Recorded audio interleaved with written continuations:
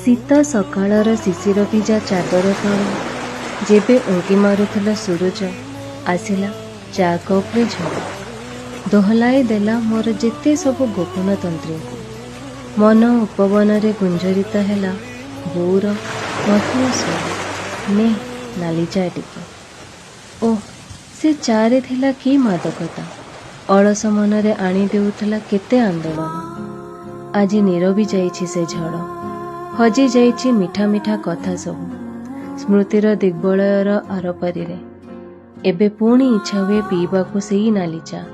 କାଳେ ଆସିବ ପୁଣି ଚା କପ୍ରେ ଝଡ଼, ଦୋହଲାଇ ଦେବ ମନ ଭିତରେ ବସା ବାନ୍ଧିଥିବା ଯେତେ ସବୁ ନୀରବତା। ଆଉ ସେ ଝଡ଼ ଭିତରେ କାଳେ ମୁଁ ଦେଖିପାରିବି ମୋ ବୋଉର ଲାଜୁଆ ହସ, ଆଉ ତାର ମିଠା ମିଠା କଥା। ଚା କପ୍ରେ ଝଡ଼, ରିଟନ୍ ବାଏ ମୋ ବାବା ଏସ୍ ଏନ୍ ପାଢ଼ୀ।